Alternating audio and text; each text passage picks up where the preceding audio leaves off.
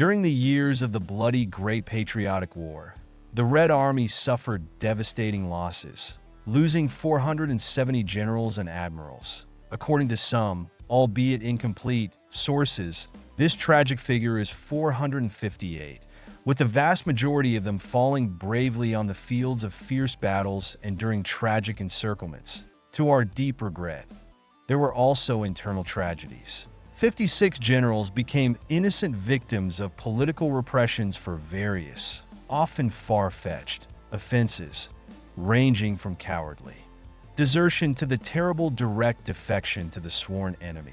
However, as sad as it is to realize, the long-awaited end of the war did not bring an immediate end to the wave of repressions in the army. Over several painful post-war years, several dozen generals were mercilessly executed, among them General Rybalchenko. But what was the real cause of such a tragic and unfair outcome of his military and human destiny? The path in the Red Army. Philip Trofimovich Rybalchenko was born on August 13, 1898, in the modest Kursk province into a simple, hardworking peasant family. He was drafted into the ranks of the Russian Imperial Army in the turbulent times shortly before the February Revolution, where he took a direct part in the fierce battles on the fronts of World War I until he was demobilized after the October Revolution, which fundamentally changed the course of history. In November 1918, driven by patriotic feelings, he voluntarily joined the forming ranks of the Red Army. During the grueling Civil War, he fought bravely and selflessly on the Western Front, took an active part in the Crimean Offensive and in the brutal battles against nationalist formations in the rebellious Caucasus, completing the war with the rank of platoon commander, hardened in battles and trials. After the final cessation of hostilities, he made a firm decision to remain in the army and entered the 3rd Kiev Military Engineering School, where he received the necessary education. By 1931, Rybalchenko had reached the important position of Chief of Staff of a regiment in the 25th Rifle Division, demonstrating his outstanding organizational skills. With significant and valuable experience in staff work, Rybalchenko prepared a serious scientific paper entitled The Management of a Rifle Battalion in Battle, which was published in 2 editions in 1933 and 1935, and was in demand. The repressions that unfolded in the Red Army during the dark period from 1936 to 1938 created favorable conditions for the advancement of young and promising commanders, and Major Rybalchenko skillfully took advantage of this opportunity, taking the responsible position of Deputy Chief of Staff of the 14th Rifle Corps. In 1939-40, he took a direct part in the Winter War, where he proved himself so well that he was rightfully appointed as Chief of Staff of this Corps. The successful and effective actions of the Corps were duly noted by the higher command, and Colonel Rybalchenko was awarded the Honorary Order of the Red Star in recognition of his services. In the summer of 1940, as part of the Corps, he took an active part in the historically important process of the annexation of Bessarabia to the Soviet Union. As of June 1941, the 14th Corps was stationed in the strategically important city of Volgograd, located on the Romanian border, which stretched along the banks of the Danube River. Participation in the Great Patriotic War, arrest and tragic execution after the war. Rybalchenko met the beginning of the bloody Great Patriotic War while holding the same position and rank, and his corps from the very first days entered into fierce and bloody battles against superior Romanian and German forces as part of the 9th Army of the Southern Front, showing exceptional resilience. For several difficult days, the 14th Rifle Corps heroically held back superior enemy forces on the Prut River, despite the active and massive use of enemy aircraft, which constantly bombed the positions of Soviet troops. By the beginning of July, the front had advanced inland with battles, and the defense of the Romanian border lost its original relevance. But the Corps honorably and with dignity fulfilled its important task, attracting a significant part of the enemy forces, which helped to gain time. The soldiers, obeying orders, retreated but continued to conduct an active and fierce defense along the Dniester and near Tiraspol, inflicting significant losses on the enemy.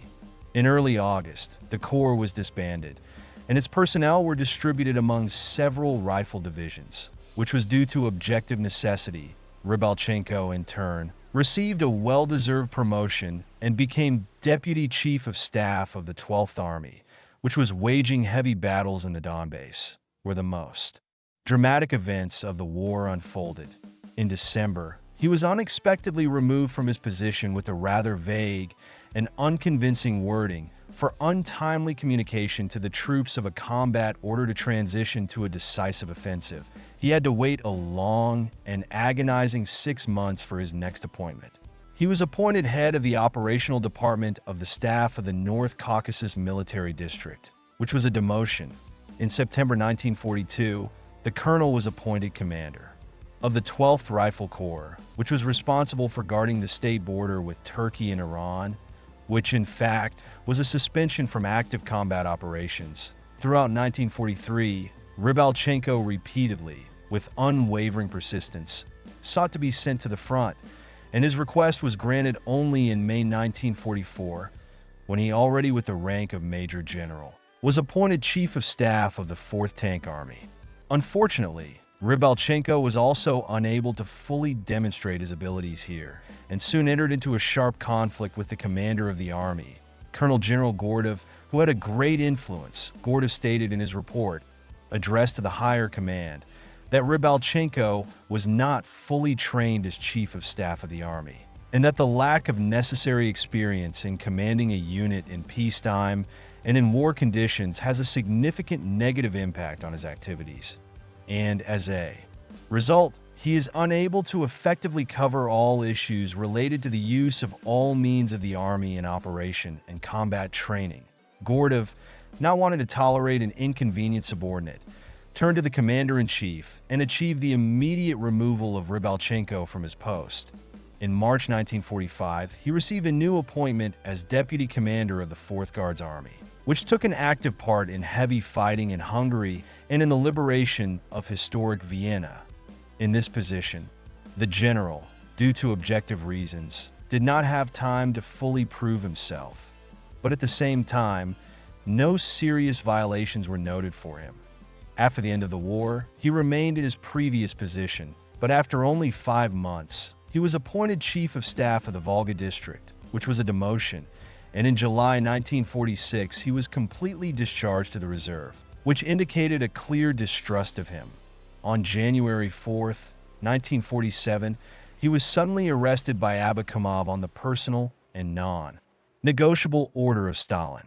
The general was immediately presented with a fabricated charge of high treason, which sounded as follows: accused of treason, together with his accomplices Gordov and Kulik, raised malicious and slanderous slander against the Soviet system, against the leaders of the CPSUB, and the government, which contradicted reality, as a secret supporter of the restoration of capitalism in the USSR. He openly stated the imaginary need to overthrow Soviet power, made hostile attacks against the head of the Soviet state, and together with his like-minded people, in hostile aims, sought to abolish the political apparatus in the Soviet army, which was an obvious lie. According to some not documented information, Rybalchenko felt a deep resentment towards the military leadership and believed that he was not given due trust, and he unwisely expressed his negative emotions and dissatisfaction in private conversations with the same Gordov, who fully shared the views of his former subordinate.